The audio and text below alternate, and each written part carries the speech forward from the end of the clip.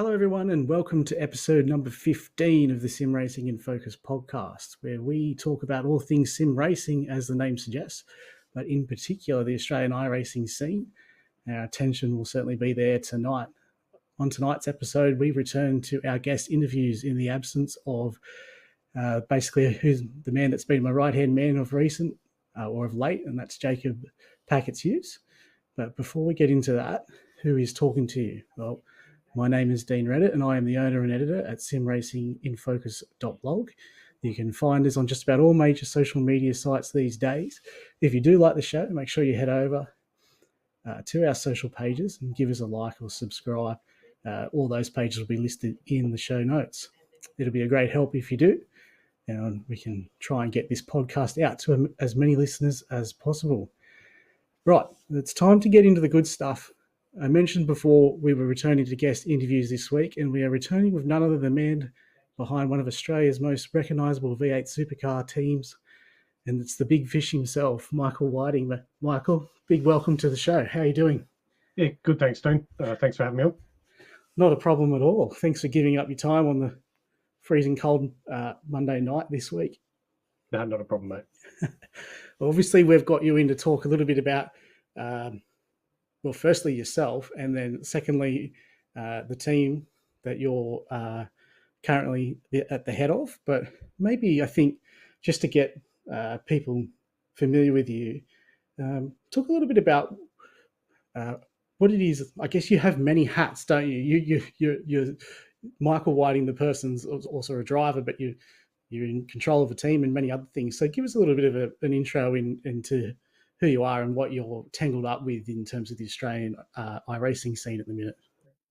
So obviously, I drive supercar for Fishy Motorsports, also own Fishy Motorsports, also own Infinity Designs, who do our liveries and paints and logos and little bits and pieces we need for the cars, and a bit of apparel, bits and pieces here and there. What else we do? I've done a little bit of safety car driving, previous seasons, vets as well, to help those guys out. Yeah, that's basically the majority of stuff I do in the iRacing community, which obviously, hopefully to expand in the future, I guess. Yeah, because I noticed you're obviously running the team, but you're well involved with a couple of the leagues out there these days as well, aren't you? Yeah, look, I mean, people, they need people to volunteer their time and things like that. The guys that volunteer their time to do safety car, race control, admin side of things, and all that sort of stuff that makes the leagues work. If guys don't put their hands up to say, "Hey, look, I'm willing to help," then those leagues don't exist for very long, and they end up collapsing. And then us drivers don't have anywhere to go and race competitively with race control. We end up racing in officials, which can be good, but obviously there's no race control or anything like that in officials. So it's those guys that give up their time that really make the leagues what they are. Likes of Scops, Pro Series, Vets, SRW, all those leagues that majority of the supercar guys run in. Yeah, absolutely. Like it's a community first and foremost, and if there's no community, there's not well, I guess we don't have this great sort of expansion on the base sim that we have now with these fantastic leagues that are going on. Yeah, 100%, 100%. I mean, Pro Series is fairly new to the scene. Scops has been around ever since I can remember joining iRacing. They had the development series, and there used to be AOSC, and so they come and go. Obviously, the bigger ones sort of hang around depending on management side of things, but without the guys behind the scenes, it's very hard to make it work. Yeah, and you mentioned, well, you just said when you come onto the scene, how long have you been? I think I vaguely remember, but for the listeners' benefit, how long have you been on iRacing now? Personally, I've been on, I think it's 8-9 years, something like that. I sort of dabbled in a little bit of iRacing on a laptop and TV, and basic G29 steering wheel and pedal set and stuff, and didn't have a lot of success trying to get out of the rookie leagues and get into D class so we can drive the other cars and all that sort of gear. So I sort of went across to like the likes of Project Cars back in the day, the very first one. Was doing some sim driving on that. Wasn't really competitive, sort of more just hot lapping sort of stuff. And then I thought, you know what, if I'm going to do it, let's do it properly. We'll give iRacing a proper go. So, you know, did the full year subscription and bought the cars and really concentrated on focusing clean racing to get out of the rookie leagues and, you know, D class, C class, and so on. And then it sort of just evolved from there. You know, then you sort of, okay, well, the wheel and pedal set I'm using isn't really up to where I'm at now. And then, you know, it's just a snowball effect. I'm sure everyone in the community can be a testament to that. You know, it starts off at a couple $100, ends up being multiple thousands of dollars. But that's I usually I describe it as the slippery slope, not the snowball. But it's once you go over the edge, it's the snowball effect. It's a deep rabbit hole. You know, all of those ones come to mind. Yeah, and it gets harder and harder to justify to the wife. But you know, we get there, and but at the end of the day, it's still cheaper than real motorsport, really. Absolutely, and even like, you know, I describe it now as a hobby, like almost like a sport, and it certainly can be if you're sort of that way inclined with competitiveness. So, you know, you can justify it in your own mind, at least anyway, the extra cost. And the sport itself, or the community, or the E series, whatever you want to call it, is evolving. Like there's leagues out there now that are involved with Motorsports Australia, and you know, sanction events like that, and run to the motorsport, you know, documentation and their rules and all that sort of gear, which makes it, you know, as close as you can really be to driving an actual supercar, an MX-5 or a Toyota 86 or whatever the case may be. So it's the sport and the sim world is really, I think, on its uphill rise at the moment, which I think is really, really good. Yeah, absolutely. It's certainly it's one of those things that keeps tempting you to put more and more time in, and when you start to see the results, it gets fairly addictive. Which, you know, you yourself have probably had a lot more, let's say, notable achievements in iRacing, certainly over someone like myself. But can you roughly pinpoint when you picked the supercar up and you sort of identified, you know, this is the car for me? You sort of elaborated before that you sort of dabbled in iRacing and then shifted out to another sim, and then you come back in, and then, you know, we fast forward to where we are now, and you're certainly involved in all of what we probably refer to as the Premier and high-level leagues in Australia. But obviously there's a fair bit of water that's got to go under the bridge between those two things. So, yeah, maybe you could give us an insight into when you picked that car up. It would have been probably, you know, back when we started iRacing, sort of 8 to 6 years ago, something like that. At the time, supercars in Australia was really, really prevalent, very competitive. So it was sort of the main focus for myself. We actually did, before we got into supercars, we actually did a lot of GT car racing in a league called AMF, which they used to run. So you'd come in as a rookie, run a GT3 car. If you progressed from the rookie levels, then you could run the GTE cars. Fantastic league, fantastically well run. They did an awesome job with pretty much everything they did. So that was, from memory, I think that was Friday nights or Sunday nights or something like that. I can't remember the exact day now. It was Sunday. I remember the league. Yeah. So yeah, awesome league. We started off in that, and then that sort of died off a little bit. There was a little bit going on behind the scenes, and whatever was going on there. But supercars, you know, it's Australian icon really. It's, you know, big V8 saloon. Everyone, you can bang doors and, you know, race each other pretty hard. Whereas a lot of the GT cars, if you sort of get a little bit of damage on the side of the car, it affects the way they handle and perform and things like that. So I started off in the OSR Development League, or the Devs as we call it. And our goal was to, I think back at the time they had 2 or 3 splits. So, you know, every season you'd want to try and aim for the next split till you got to the top split. And then obviously once you win or get in the top 5, they boot you out because you're getting too quick. Yeah.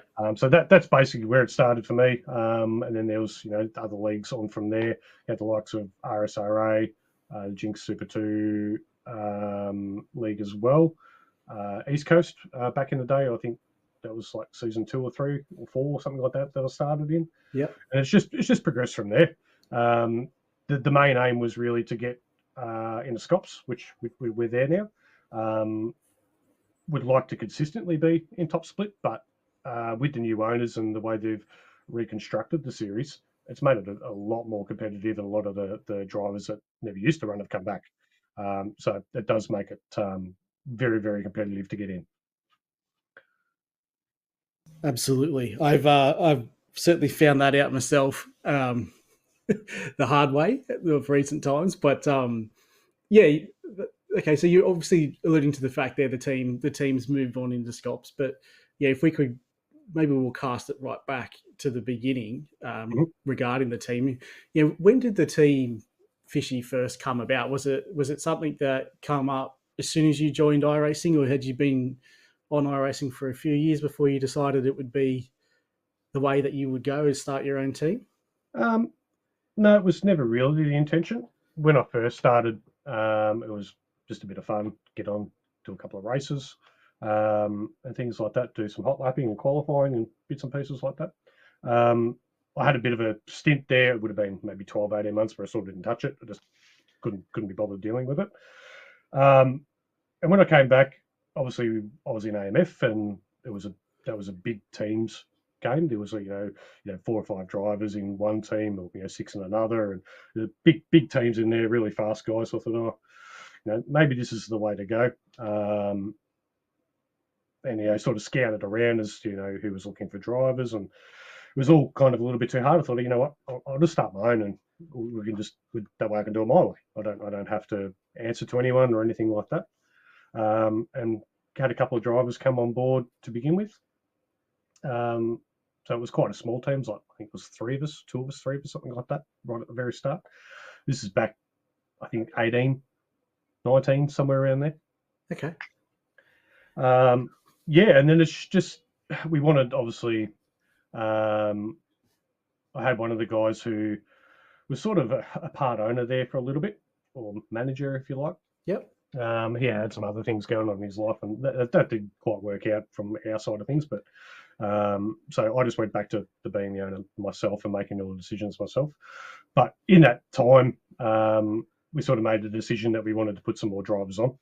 So we sort of just put a post out and say, hey, anyone looking for a team, we're going to be hosting a session. Feel free to jump in. We'll see what your skills are like and go from there. So we've had a couple of really quick drivers join straight away. Josh Thomas, who now drives for ERT, was one of our first, as well as Dave Coleman.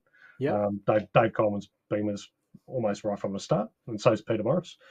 And then just progressed from there. And then you have people, my mate's in the sim racing, he drives for such and such, he wouldn't mind joining as well. So then you have a bit of a chat to them.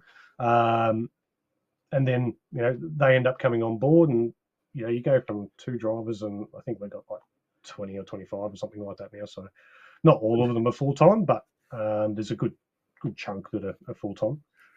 Yeah, absolutely, there is. So yeah, that's quite a big expansion. It's a funny time. Like, I remember myself back 6 years ago coming into it, and I wasn't really sure how to go about it. Like, I felt like at the time, wanting to reach out and try and get involved with the team. And I ended up doing the same thing and just going my own way and linking up with a couple of people and starting our own thing. But, if you could look back on yourself now, like, do you think you would always go the same direction and start Fishy? Obviously, it's a massive success now, but like, I don't know what your general thoughts are on how easy it is for people to try and link up with teams.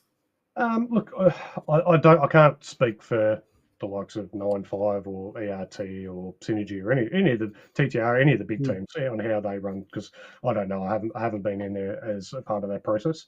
But my sort of thought was that if you're surrounded by mates and you become mates with each other, and then you're all focusing on hitting or achieving the same goals, then over time that success naturally progresses anyway. You're chasing each other's time. Someone might go a little bit quicker, so then you're chasing that time, and someone say, hey, you might try this in a corner, or you might try this at a different track, and it all sort of compacts together to make one big unit. And I like to think of the guys that are on the team they're really all mates. We don't just all race together. We do a heap of other stuff. We go play Call of Duty and a few other games, and we're mucking around and hanging shit on each other left, right, and centre. And you will do the occasional catch up as well. Like in real life, we went to Sandown 500 last year, and all I think there's a dozen of us that caught up, went out for dinner and beers afterwards. So it's more of a friendship group. Yep. That all do the same thing and all sort of want to achieve the same thing. And my job as sort of team A or team boss, whatever you want to call it, is to just try and provide them with the tools, i.e. setups, training sessions, hosted sessions to go out and practice and try and get as much of that stuff in their possession to be able to be the best they can, if that makes sense. Yeah, absolutely it does. It's one thing that is always interesting, I find, to ask, especially managers in your situation where, certainly as an outsider looking in, you can see that there's a very good social aspect to Fishy Motorsport, and some other teams have got it as well. But I'd have to say that, it seems like Fishy might be the sort of pinnacle for your social interaction as well as being very competitive on track. So but they're not always easy to balance the two, are they? Like getting the results on the track and then also just, keeping the team environment sociable and happy and without any drama. Oh, 100%. When you have that many different personalities and the way people interact with each other, and there's times that mistakes are made, things are said. It's unfortunately it's life. It's going to happen. People are going to say things they didn't mean in the heat of the moment when they're racing. But you've just got to step away from it and say, hey, look, that was on track. We're done with the racing side of things now. Let's go back to being mates and we'll talk, chew the fat over whatever the case may be. But it can be challenging at times trying to manage that. Yes. It's a very hard one. You've got to try and I'm very careful with who I let drive in the team, if that makes sense. Yep.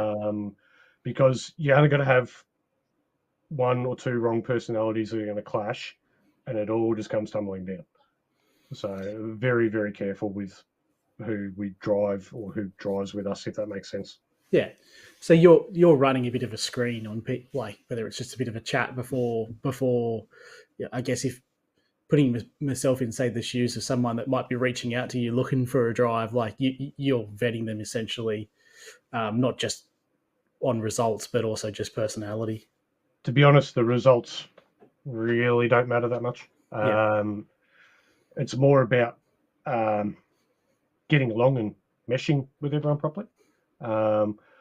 You can tell pretty quickly the guys that are going to work and the guys that aren't. Like we've recently had Scotty Van Loon come on board from Vets. Yeah. Really, really top bloke. And it's like he's always been there once he came into Discord, you know what I mean? We chatted with racing together in the sim and like talking to each other in the server and just hanging a bit of shit on each other and all that sort of stuff. And he'd pop into the Discord occasionally, say g'day. He's friends with a couple of the other drivers. And it was a no-brainer, really. It really was. He was just a really good fit for the team. He gets on with everyone. Really nice bloke. And that's all that's all you can really ask for. I mean, the results will come just because everyone is so close. Yeah. Yeah, absolutely. Yeah, your core group of drivers are probably the biggest thing, I think, aren't they, for bringing people's racecraft and speed up. It's whether they can get in with the right bunch of people. Yeah, 100%. And drivers have got not different abilities, but they're better at, like, some guys are really, really good at strategy, other guys are really good at managing a tyre, other guys are good at other bits and pieces in the sim and tuning and setups and tech guys, and everyone has their own little thing that they can do. And having that all come together, it's huge. It's unbelievable, and how much pressure it takes off myself having to try and provide those things for the guys. Yeah, you can be reliant on sort of other senior guys to do a bit of that stuff for you. So that's yeah. I mean, there's quite a few guys that are quite capable of painting cars as well. So if I'm snowed under doing that, they're quite happy to knock a few out for me. guys that are really good with setups and just fine tuning bits and pieces. Guys are really good with strategy and fuel saving, and that is an art in itself. That's not as easy as it sounds either. Yeah. So yeah, it takes a lot of practice to sort of master those talents and try and get those across to the other guys as well. And sometimes it works and sometimes it doesn't, but it's trial and error. Yeah. Yeah. Well, I mentioned at the top of the show that, Fishy Motorsports might be one of the most recognizable teams. And I think, I say that because of two reasons. Is one, ever since I first recall seeing Fishy Motorsports, you've always had a good amount of streamers in the team. And then secondly, the original paint was kind of iconic amongst Australian sort of sim racing motorsport, wasn't it? Yeah, it was pretty hard to miss, to be honest. Bright white or chrome fish, depending on which livery you're looking at. And there was back then it was like a fluoro yellow and black. So if you missed it, you had your eyes closed basically. Yeah. And I remember quite a lot of the AOSC broadcasts on a Friday night. They would always spend time. I guess that was when the team was first coming through. Likes of yourself and Blake Delaney and Jamie. I think Jamie might have been with the team then. I'm not sure. But anyway, it was just a sort of synonymous livery that didn't just sort of stick around for one season either. Yeah. Yeah. Look, we've gone away from those colours a little bit, just as one to sort of personalise a little bit, and then two, you can tell the difference on who's driving in the broadcasts and bits and pieces, or if you're on track, who's who by the colour of the car and all that sort of gear. But it's only, well, I say only, generally only supercars we do that with. All our endurance cars and all that sort of stuff, we try and stick with the black and the fluoro yellow theme and a fish, depending on the car. Yeah. 25 black and yellow liveries might be a bit much for the eyeballs to take in on where you'd have, you're probably fielding 8 to 10 cars on a grid in the supercars most leagues now, aren't you? So, but like the cars still stand out, even though you've got like an alternate color scheme going on. But and that was yourself that come up with that original livery, Michael? No, not the original one. The original one was actually done by Josh, who used to be like team manager with me. Yeah. He was right into the graphic design back then. So how that came about, I actually asked him to do a livery. He wasn't on the team at the time. Yep. He said, "Hey, I'm looking for somewhere to drive anyway. How about we sort of do this together?" Yeah, cool. No worries. So then he came up. There was a previous livery, which not many people have seen. I try and hide that one away a little bit. It's a little bit ugly. But the original... we've all got one of those. the fluoro yellow and black and the fish. When I saw it, I'm like, mate, you've knocked it out of the park. I couldn't ask for better. Isn't it like we move on very quickly with liveries, but like very seldom a team sticks it out with a like this. I mean, there's been a couple, like Altus has obviously stuck out with their livery, but when you get one like that resonates, like it's I don't know where I'm going, but like I'm just saying, it's not very common that a team will stick with a livery, or at least a base design like that. Yeah, the base design will be 4 or 5 years old. So there's 4 seasons in a year, so it's a lot of seasons with the same livery.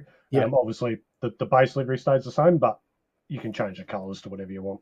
Yeah, and you've just had minor little refinements along the way, and it's but it's just it stands out, and that's you mentioned Josh there before. That's my first recollections with Fishy Motorsports is seeing you two on stream together. So streaming's obviously played a really big role in I guess not even putting the team out there for just drivers to recognize and come and be a part of, but also like it's probably got to grow your online presence. Like, how much of a influential role do you think streaming in the early days played?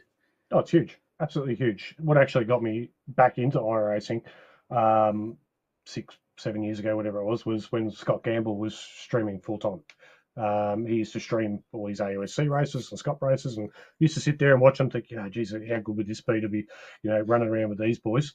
So I thought, what, let's have a crack. We'll do it properly. We'll do the stream. We'll do the team. It was, don't get me wrong, it was a lot of work Yeah. behind the scenes to make it all work properly. But I mean, here we are. Over the years, and it still happens to this day with the boys that still stream. You get guys, you're the reason why I got into sim racing, and can't thank you enough. And we sit back and watch all your streams, and that's the reason why they got into sim racing, and that's awesome. If that's what we can do for the community and make the community even bigger by showing what we're doing, we'll bring more of it on, I reckon. Yeah, and those people coming in, and then they're probably seeking you out once they've got into iRacing as well to try and link up with the team. Like it's a lot of people's first interactions with iRacing, and you were, I think, correct me if I'm wrong, but you were going out through Facebook a lot of the time, and it just every time I'd open up Facebook, there would be yourself or Josh or someone else there streaming, and just simply click on it and watch along. We used to do the enduro streams for AOSC on a Friday night, so we'd have both cameras and whatnot. And back then, the streaming software wasn't as good as it is now. Whereas you can have multiple cameras on, and it took us weeks to work out how to get two cameras on one page. So, and I think, I'm not 100% sure, probably one of the first ones to do that in the iRacing sense anyway. Oh yeah, multiple cameras on the same stream. Yeah, that's pretty. Yeah, I can't really recall it, but that's pretty. Especially on a team event, that's pretty cool to have outside of the broadcast. Do you still do much streaming yourself, or is that more over to the other guys now? I don't stream myself anymore. I made the decision to sort of stop and focus on my driving ability. Yes, you can do both, but obviously you're glancing up at a top monitor, looking at comments and so forth, and making sure the stream's right. And if your mind's elsewhere, you're not focusing on the job at hand, which is obviously racing as being quick as you are. Some guys are better at it than others, but I really wanted to have a crack at focusing on my race pace. So I thought I'll give it a season, and we'll see what happens. If I improve, then I'll make a decision at the end of the season as whether I stream again or, if I just call it quits. And it's not a final decision. I may decide to, take it back up again later on. But where I am at the moment, I probably maybe as fast as I'm going to be, I guess, within reason. I might get a little bit quicker, I might get a little bit slower. But the amount of time I can put in without having to worry about, is the stream looking good? Did I miss a comment? Did I miss this? Did I miss that? It does make a difference, I think. I don't think I would be a very good streamer because I typically get very much my concentration goes through the roof when I get behind the wheel, and I often joke with the missus. I said, we could be getting robbed. I wouldn't have any idea. I'm too locked in on what's happening on the screen. So what's happening? Yep. In the moment something distracts me, it takes me 3 laps to get the concentration back. It's like a massive. Yeah, it rattles me too much, really. But that's the type of person I am. So put a stream chat up there and I'll be hopeless. And that's the thing too, like when you're at the point of, the further end of your, what do I want to say, talent levels or skill levels or whatever, when you're really driving on the edge of your skill base, and then you have something else you've got to try and watch and monitor and reply to.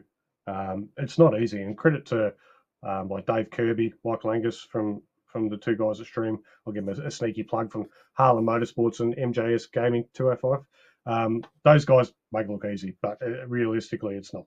It's quite hard. Yeah.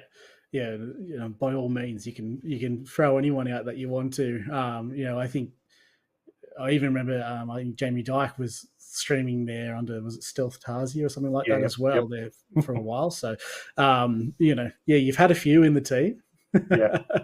Some of Jamie's streams are some of the best. Yeah. He's sitting there half cut. Just make sure you wear a mask and don't get too pissed. It was so funny. We still stir him up to this day about it. Yeah, we've seen some iconic ones. I think we've watched somewhere like Jamie will be racing there, and he's a quick driver, and you'll just see like his wife ironing his shirt in the background Yeah, or something there was always work clothes getting put on the clothes rack out the back, and that's how we actually got on board, because we came across his stream. Obviously, we were racing against him at the time. And the way he had the steering wheel mounted on the desk and the way it was all set up, it looked like he was the bus driver. So I thought that's where that name came from. Yeah. And so we were getting on his stream and commenting and calling him the bus driver and this and that. And then we got chatting to him, and long story short, he now drives for us. So yep, it was meant to be. I remember seeing that too, and just thinking to myself, that's such a strange driving style. Like, I didn't know whether it was because of what it was mounted to or whatever. And then you'd get on track and he'd just flog you. So it's just like, whatever it is, he's very quick. It's working for him. So who am I to say otherwise? Yeah, no. It's we're sort of going to move into sort of how the teams transitioned from that phase where it was very much a I guess interactive on the streams now, and you sort of got yourself right up the ranks now into Logitech G, the Pro Invitational Series, and Scops, and has there been a bit of a transition between sort of that lightheartedness and into maybe some of the guys going, oh, okay, maybe we can sort of push this on a little bit further than what we first thought?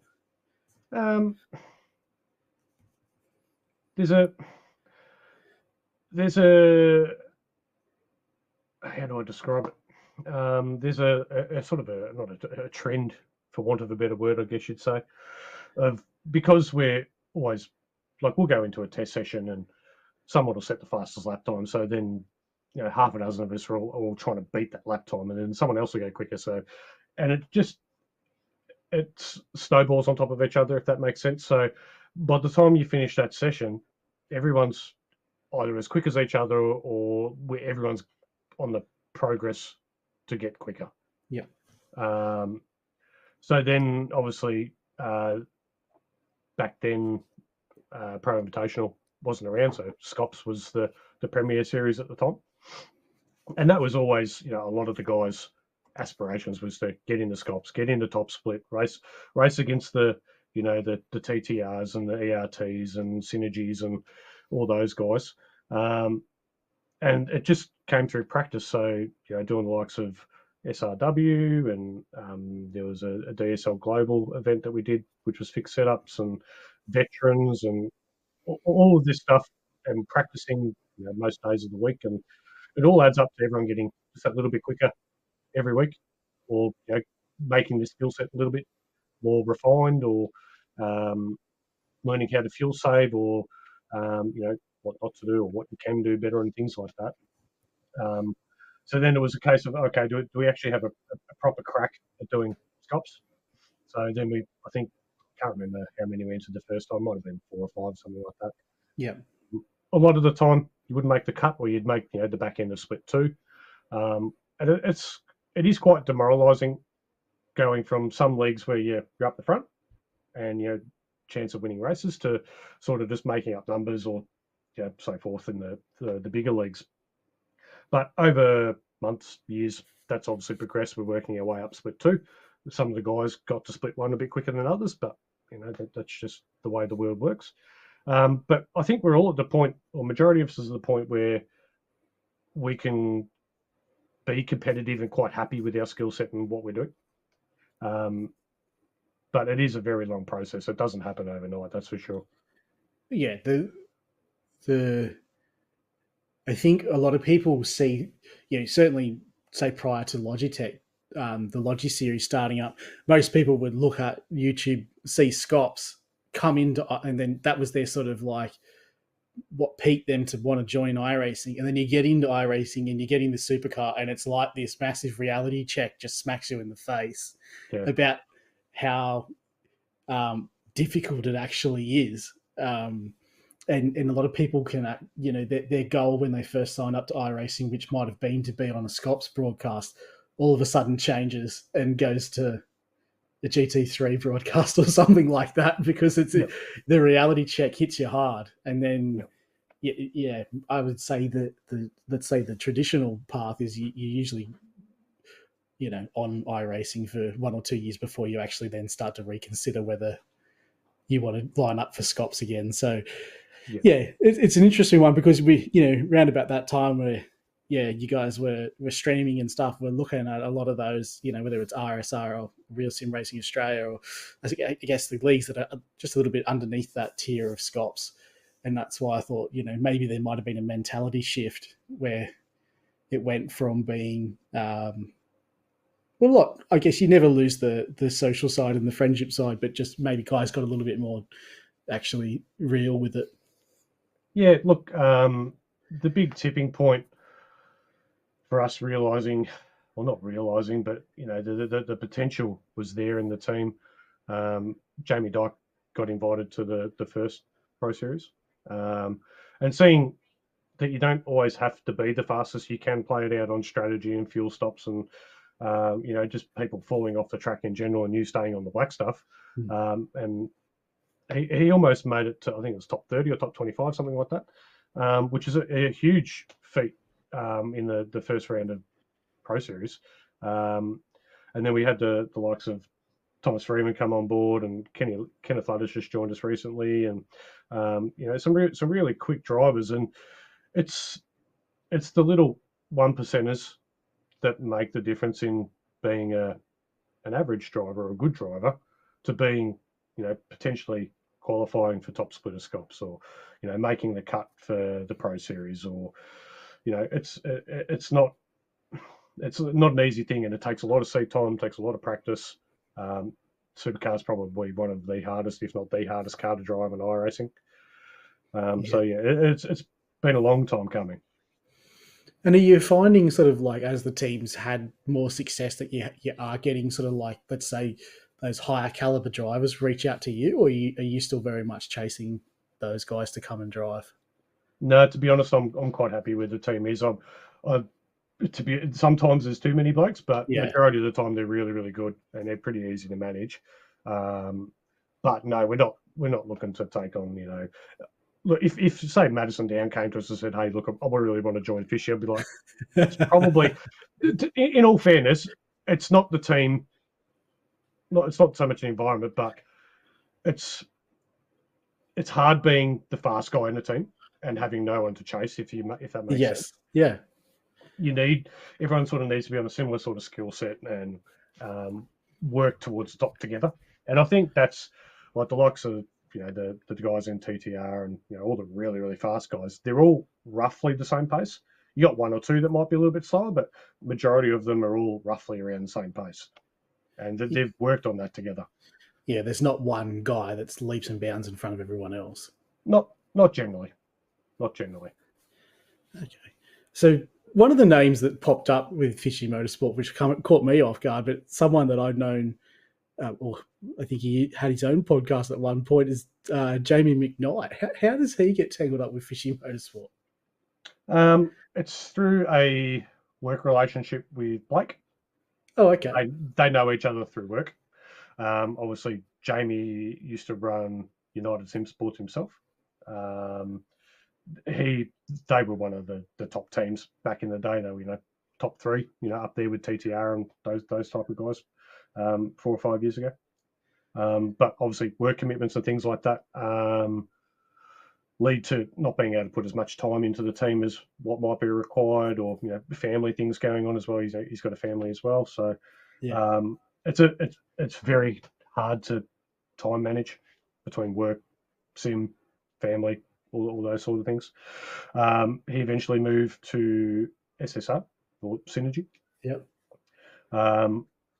Wasn't really happy there. He'd done a few enduros with us. That was kind of his thing. If we were doing a Spa 24-hour, he'd come and join us, or a Daytona or something like that. He was always welcome. He ended up becoming our title sponsor or main sponsor for the team, with West End Motor Group and Parramatta Isuzu and all the other brands that come along with it.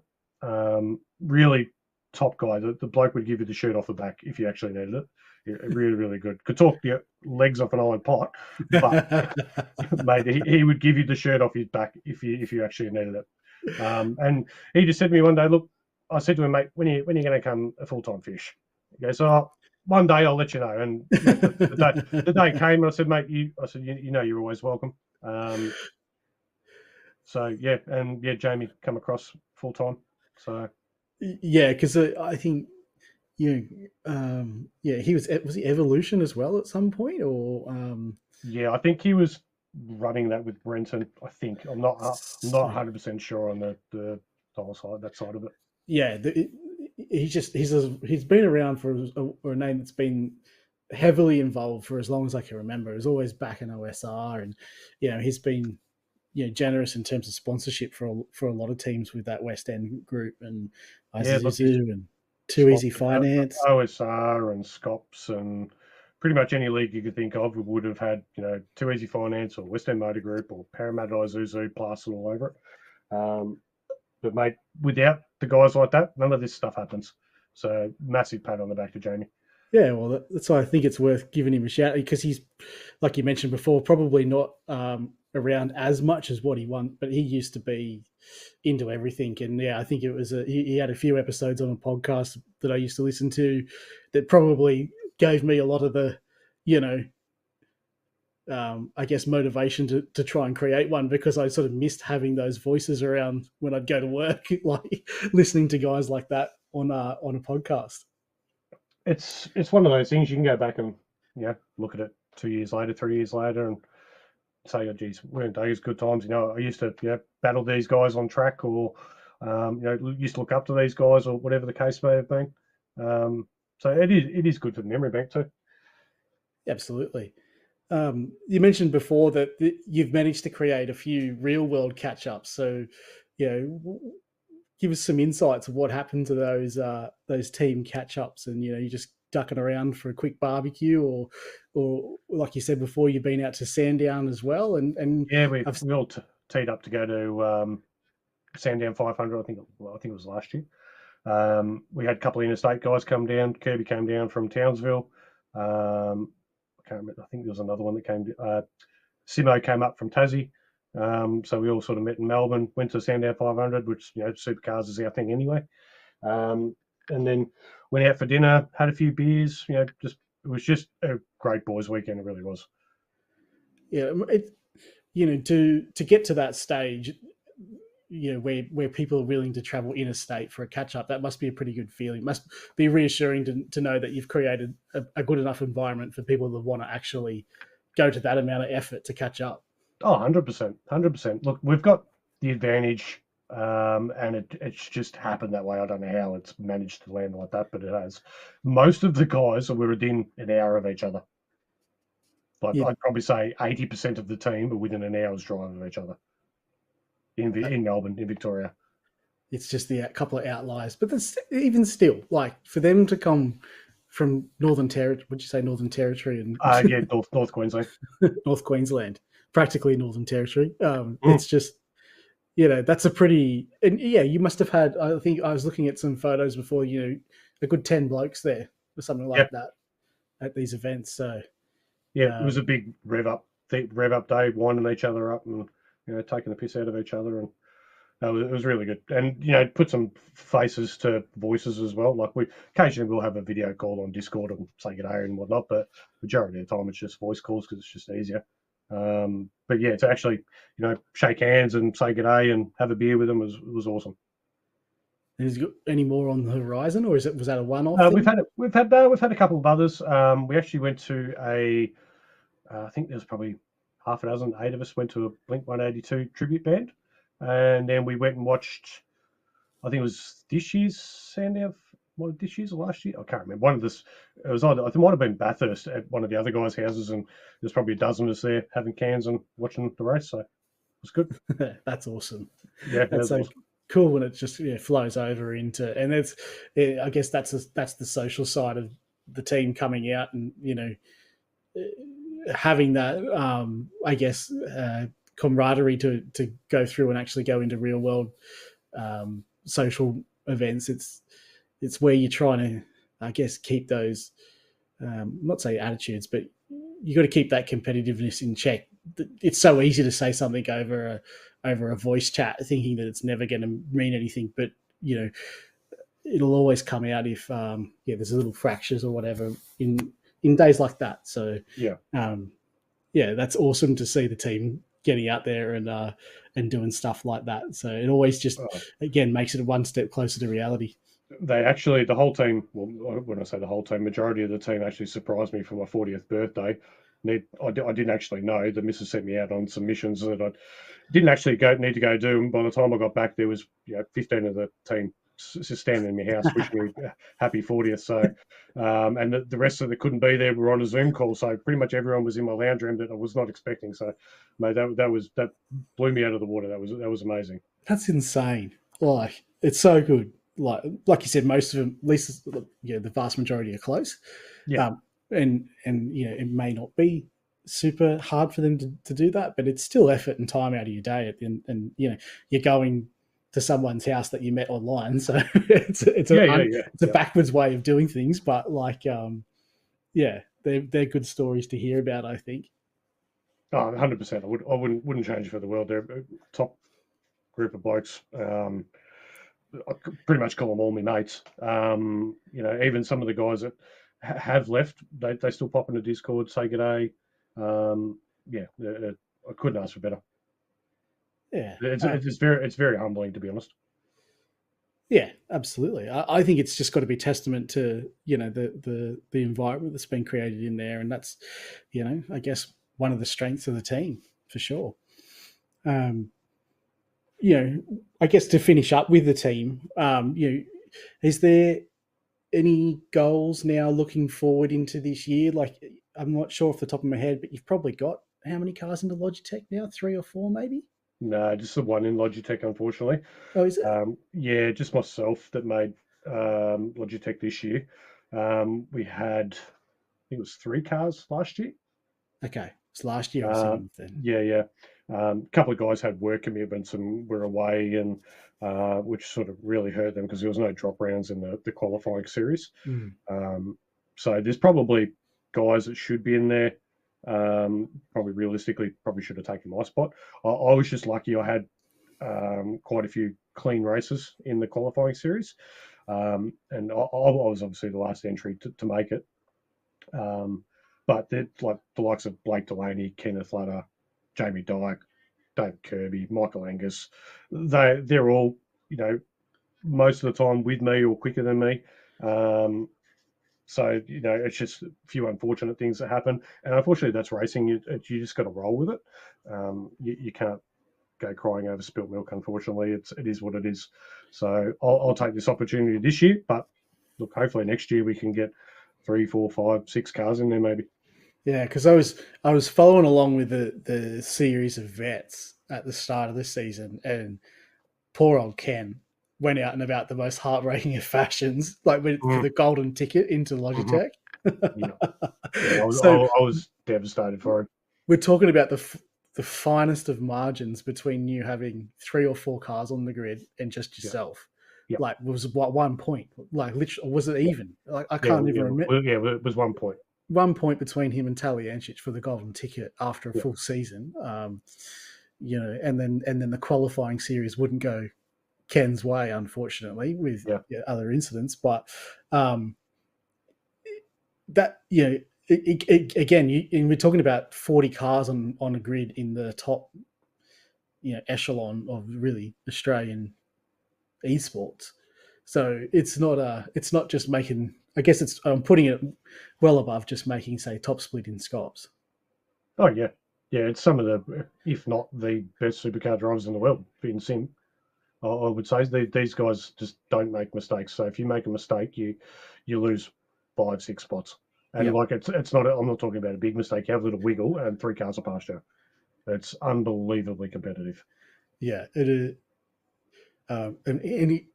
You mentioned before it's sanctioned by Motorsport Australia as well. So we're talking in the realms of, this is where it's almost semi-professional. Well, I mean, from what I understand, there's trophies if you win the Pro Series, and you also go to the Motorsport, gala or whatever they call it at the end of the year for the awards. So it's getting right up there. Sim racing is, and esports in general is becoming huge. I think there will be some part to play in the future where, obviously with what's going on with the eco side of things in the real world, and then being able to do the same thing on a simulator, at home or in a house or whatever the case may be. Potentially, we could be looking at the future of motorsport, really. Yeah, well, at least an equal part. Yeah. In terms of viewership and because these events are just getting harder and harder to host as well. Like, especially when they're looking to take real world supercar races into cities. I work for myself. Myself, I work for a council that had a supercar event, which now no longer does. And there was a whole heap of logistical issues, that went along with events like that. But supercars, I don't pretend to know what they want to do, but it seemed like they were targeting city or street races as a way to try and keep viewership up or in-track attendance up, at least anyway, taking it to the people rather than these remote racetracks. But you can then turn around on a Wednesday night and put a Logitech G Pro Invitational race up on Fox Sports, which was during COVID times pulling over 250,000 simultaneous views. So there is something there. And I look at Europe and how it's going off over there, and it hasn't quite got there yet here in Australia. But hopefully, through the likes of Logitech G Pro Invitational Series, we might get some of that attention. Yeah, look, I mean, it was a couple of rounds ago. Max was racing Imola and also the Nürburgring of 24 Hour in his motorhome at the same event. I mean, exposure like that is great for the sporting community to be able to say, hey, look, these real life guys that are at the top of their game are doing sim racing as well, to keep right on the edge. And even some of the interviews he's done with Max and Lando and the guys that do really competitive sim racing, they're not always at the top of their game in comparison to the guys that are doing sim racing full time. So for them, it's another challenge as well. And for the public eye to see that, you can't flood the market enough with that, because the more and more that people see that sim racing is as close to the real life thing as you can get it, the better. It's only going to benefit the guys that do sim racing, the guys that want to watch sim racing. The sky's the limit, really. Yeah, absolutely. I'm not sure how many races Max and Lando will be doing together, at least for the next couple of weeks after the Grand Prix last night. And I think they both think they were in the right as well, even still 24 hours after the race. So. Every competitive racing driver will never admit fault. Not very often. Just ask Jamie Dot. Just you'll shoot me for that. Just ask Jamie Dot. Oh dear. I've just lost my train of thought now, but we've seen. This is just while we're on the topic of esports stuff here, and we're going sort of away a little bit from the Fishy Motorsport and the V8 supercar side of things. I found it quite interesting. And obviously the opportunity exists in Europe, but we've lost probably a lot of the top end talent out of Australian teams over into the European teams. And, I'm not sure if you're aware, but I think Jordan Caruso recently went from Altus to Coanda, and we've seen Josh Rogers go over there. We've seen Dane Warren go over there. Like a lot of these guys that are would have featured at the time in, at least the top 5 Australian sim races, if not in the world.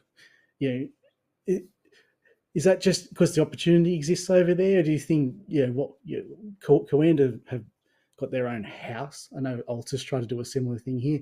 How do you see that landscape? Do you think it might change here in Australia where we can get to that level? I think it's just the market over there. There's a lot more push for that sort of capable drivers over there for joining teams like that. They've got some pretty major sponsors that can cover all their living costs and things like that. So then they can put the time into racing full time and training full time and studying telemetry and data and so on and so forth. Whereas I don't think it's quite as big in Australia here yet. I think we're getting there.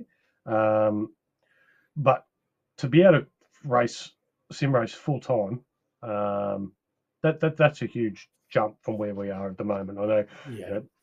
I can pretty much say nearly every supercar driver in the Scops and the Pro Series field's got a full-time job. So trying to manage that between, and if they've got family and sim racing practice, telemetry, there's just not enough hours in the day to be able to do that full time, and to know that your costs are covered, or at least your living expenses are covered. You don't have to worry about, where's rent coming from this week, or how am I going to pay the bills, or any of that sort of stuff.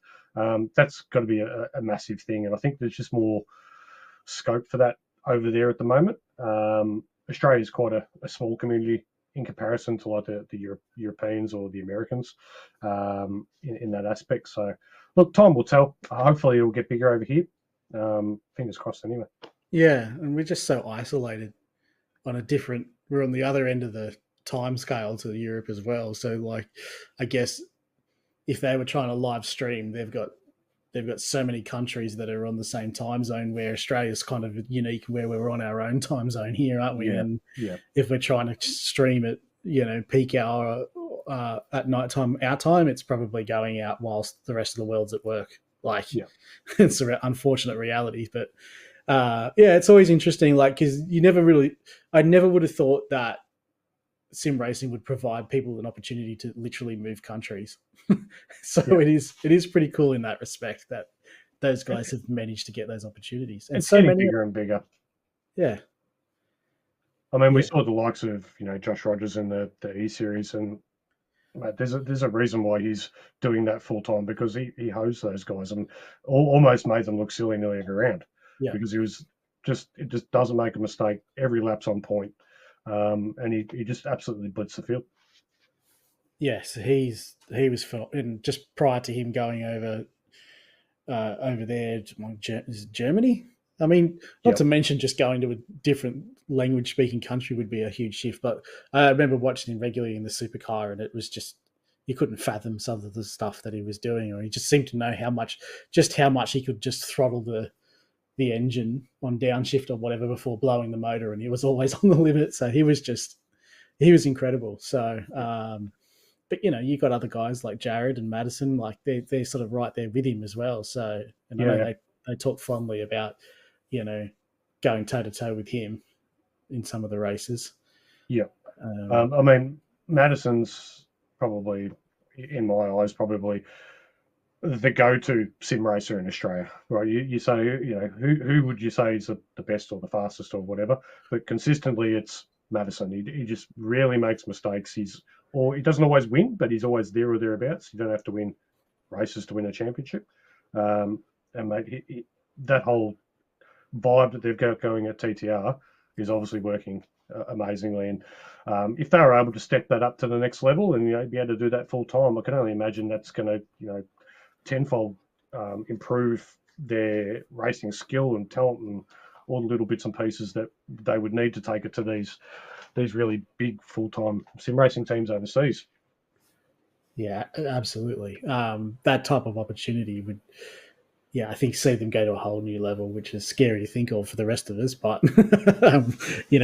hopefully we get there one day. It would just be, we seem to be propping up these international teams because it seems like, at least to my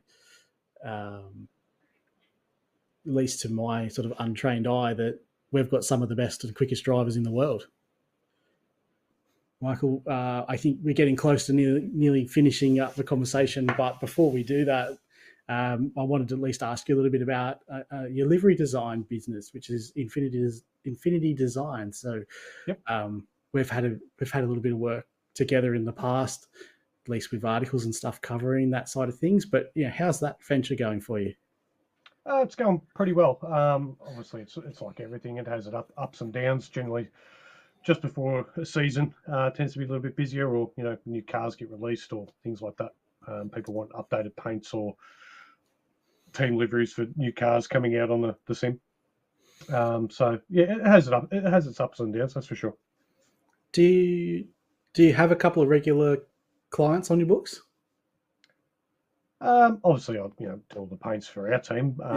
There are a couple that like return customers, if you like. Yeah. return clients that come back and say, hey, look, new Corvette's coming out or new Mustang's coming out. Do you reckon you could do a similar design as to what you've done previously? So, whip up a paint for them and shoot it across to them. So, yeah, there are a couple of teams there that do some paints we haven't done for a little while, but I'm sure just depends on what they're driving at the time, really. Yeah. It's just so it's a good, nice little sort of like hobby project you've got going on the side, plus your race control and your team management and your driving. Yeah. Look, it can be a bit much sometimes, to be honest, with the driving practice. I'm not doing race control anymore because obviously driving in that series now. Yeah. And then obviously doing the paints as well. It's very hard to sort of schedule time to do the whole lot. Weekends is generally the time I'll do a lot of the painting, and try and knock that over in a day or two, depending on how much I've got to do. So, but yeah, it was a very steep learning curve trying to get my head around Photoshop. It's not an easy program to use. And there's a lot of elements there that I still don't quite grasp. But we're forever learning, and a couple of the other guys are quite handy with Photoshop as well, which is great. So if you're not sure, you can bounce ideas off them as well. Yeah, absolutely. Yeah, it is a tough program to learn, but I've always got. It's something I would love to learn more, but I've always, seen some of these guys, and we did a bit of an article on a lot of the sim racing designers, and I just never ceases to amaze me like what people can come up with on a virtual racing car. Yeah, I think that's probably a tribute to iRacing as well as the fact of you can put your own livery on there, and not everyone has to download that livery. There's a program that can do it for you, or there's multiple programs now that can load the paints on people's cars so everyone can see it without too much hassle. I know some of the other sims, it's not quite as easy as that. So for us to be able to, do our own custom liveries, Fishy Motorsports or 9.5 Sim Sports or, whoever the case may be. And you could change that every season if you wanted to, like some teams do. Or, colour schemes or, little bits and pieces, changing sponsors around. Or you'd be surprised on that's the little changes sometimes on a livery that will make it look completely different. So like, having patterns in colours and all those sort of things. So yeah, and it's always I always find like sometimes you can have a really simplistic looking livery that actually is really striking through a broadcast, and then sometimes you can have like these super detailed liveries that a lot of it gets lost on broadcast. It's such a unique, you can have the skill and stuff, but then you've also got to make it sort of appear on a broadcast to be good as well, and not lose those finer details. And sometimes less is more. Like looking at our car, it's pretty basic. It's a fish on the side of it, and a couple of lines down the doors and the bonnet. There's not a whole lot going onto it. And look, if you take all the sponsors and the fish off, to be honest, it looks like crap. You put all the sponsors on, and you start playing with sponsor placement and bits and pieces, and little things like mirror colors and wing end plates, and decals across the front splitter, and all those types of little things. It's all the little things that can make a difference on a livery. Yep. But yeah, it can be quite hard, and it's almost like artist block or writer's block that you get sometimes trying to think of something new to do when someone says the worst thing I find when clients come to me and say, just do whatever you think. It's the worst thing to do because I've got no idea what color they want, what sort of design they want. I normally say to them, look, go and find something on Trading Paints you like, or a real life car you like. Google images, things like that. Yeah. And say, hey, look, I really like this. Can we do something similar? Or I like the pattern on this. Can we do something similar? And it gives you a base to start with at least, and then you can show them some progress pictures and say, hey, look, this is where we're at. Yeah. And then say, look, I don't like this, or can we change this? Or no, it's really good. Just keep going with it. Some clients are easier than others to deal with.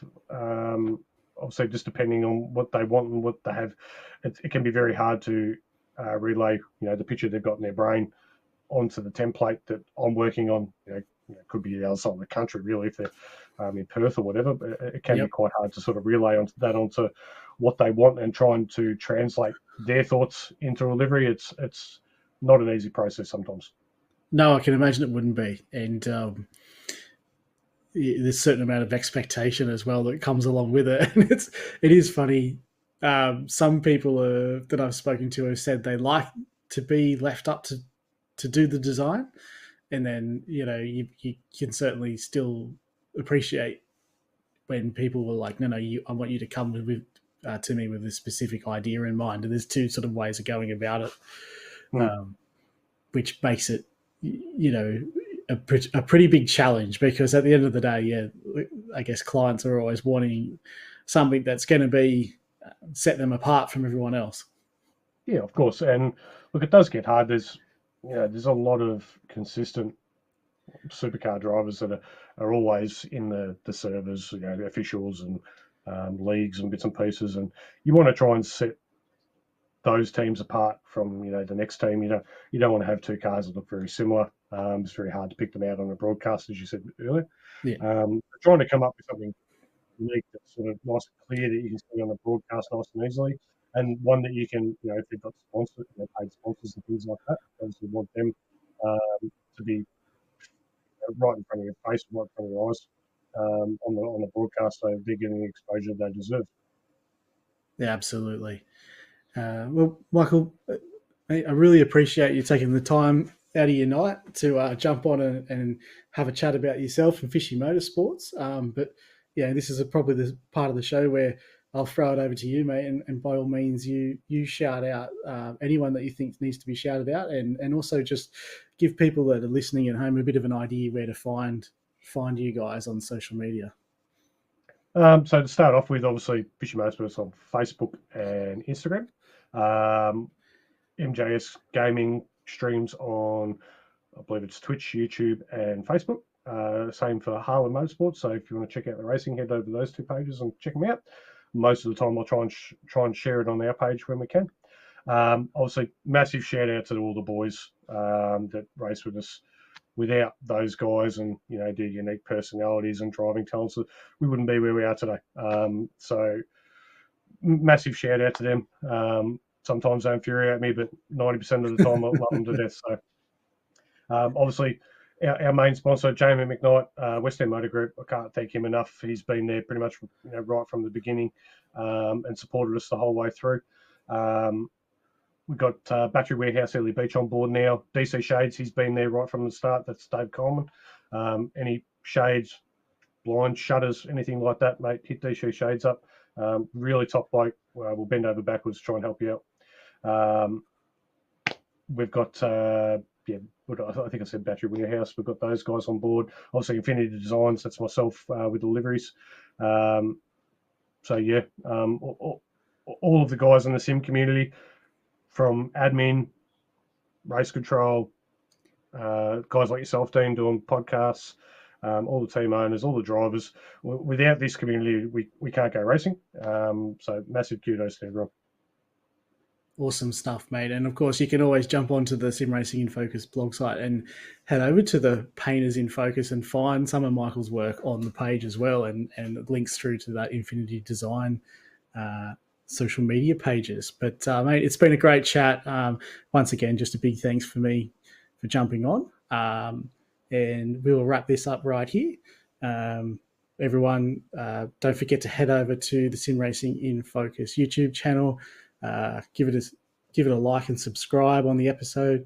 Hopefully try and boost the followers up there and get these types of episodes out to as many people as possible.